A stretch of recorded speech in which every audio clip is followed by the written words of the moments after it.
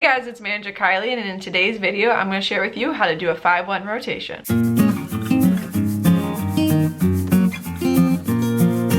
So you may be asking, what is a 5-1 rotation? And this is one of the volleyball rotations that you have an option to use with your team and organizing your team. What a 5-1 means is that you have 5 hitters and 1 setter. So you have 1 setter on the court, they rotate all 6 positions and they set from all 6 positions, and then you have 5 other hitters on the court, and as they rotate they become your different hitters in the front row to use. So today I'm going to go through all the different details that involve a 5-1 rotation and the different serve receive rotations. These different positions are used when you're in serve receive specifically, and then they do explain what your actual position and your base position are. When you are serving the ball, you do end up in just your actual position, which is the position you are based on your rotation on the court, versus this is specifically focused on your serve receive positions to make it easier for the setter to be able to get to the position they need to get your hitters their ball. But if you guys are interested in more sports administration, coaching tips, and drills that you can use with your team, definitely hit the subscribe button, turn the bell so you get notified every time I upload, as I post a new video every single Wednesday at 2 p.m. Eastern time. So now let's get started going through the different rotations. So to start out understanding positions, you need to have an understanding of the different positions on the court and what they are. This is the positions number wise. So when somebody's in 1, they're in this position. This is the service position. They're in 2, they're in this front right hand corner. 3 is the front middle. 4 is the front left.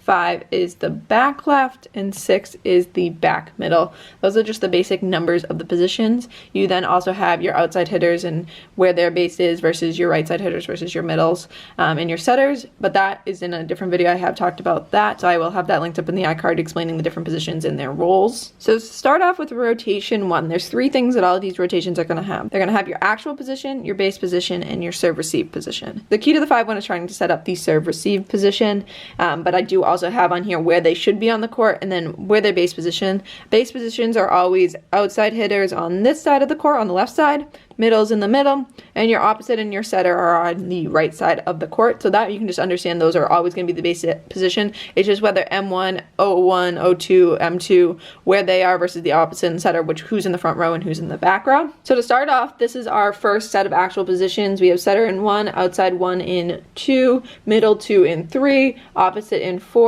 outside hitter number 2 in 5, and middle 1 in 6. So when you go to your serve receive position, you're going to have your setter slide up, and it's going to go up into 2. You're going to have your outside hitter 1 slide over, your middle hitter 1 slide over, and then your middle hitter 2 is going to stay in the same spot, and you're going to bring back a third passer, which is your opposite.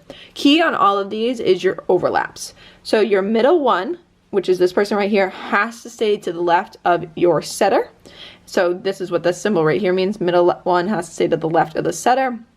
And your opposite has to stay in front of your outside hitter number 2. So that's why she's positioned slightly in front of your outside number 2.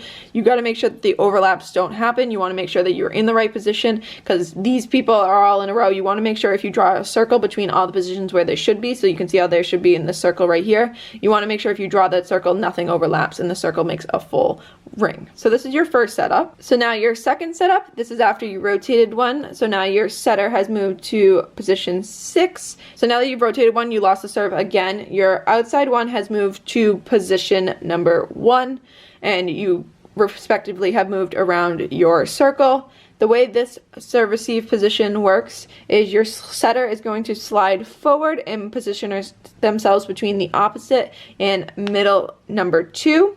Your middle number 1 is going to slide over into the middle, and your outside hitter number 2 is going to drop. So you should have outside 2, middle 1, and outside 1 in the back.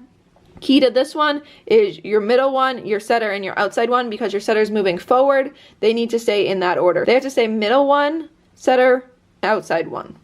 The other key is that your outside number 2 has to stay in front of middle 1. Again, if you were to draw that circle, the circle would go like this. And even though it does have that weird bump in it, you still want to be aware that so it makes a full circle, nothing overlaps. The key to this is nothing overlaps. And then your base positions, again, your outside, your middles, and your right sides or setters. So you rotate again. This is position number 3. You now have your setter in 5. That's really the focus on all of this, is where the setter is. Your goal is to make the life easiest for the setter so they can get to their position. So the real focus is where the setter is. So now the setter is in 5. For this one, you are going to have your setter slide up to the front row, and your opposite number 2, who should be in the middle right here, is sliding back to be another passer. So the key to this one is middle hitter number 1 does have to stay to the left side of outside hitter number 2, so they usually hug this side line. They usually hug the left sideline, so that outside hitter number 2 has a little bit more room on where they can position themselves. And outside hitter number 2 has to stay in front of outside hitter number 1, so outside hitter number 1 generally drops back slightly. Position number 4, now your setter's in the front row. They are in 4. The way this one is, it's a stack, so it's a stack on the side. You have setter, middle one, and outside hitter number 2. You can pretty much have them stacked on top of each other. You just have to make sure they're slightly offset, so setter, middle one, outside 2, and that's the only overlap issue that you have on this one, is making sure that nobody overlaps with each other in that front row. All you're trying to do right there is get as many people into the right position. This allows the setter a straight run across the court to their position. Your middle can just drop out into the front right there, and your outside can drop out and be ready to transition to hit. Position number 5, now our setter is in number 3. And for this one, there's no worry about overlaps or anything. Everybody just stays where they are. The setter just kind of moves up to this front area where they'd be setting from anyways, and your middle just drops back and your outside generally drop back to be helping with the passing. They're ready. Everybody's ready to hit, so this is nice and easy. This one involves no changes. You just kind of position yourself where you want to be on the court. Some people do have to worry about this middle tries to hug the middle a little bit because obviously they want to be in the middle. So you just have to make sure they stay on the outside of the setter until the serve happens. Again, your base positions stay the same for everything. This just shows you a chart of which player is going to be in that base position. And then your 6th rotation, your setter is now in 2. So all this started with your setter in 1, now your setter's in 2. This one, pretty simple. All you have is your outside move over and hug your middle 2. This just makes it easier for a transition between the 2 so they can each get to their position to hit.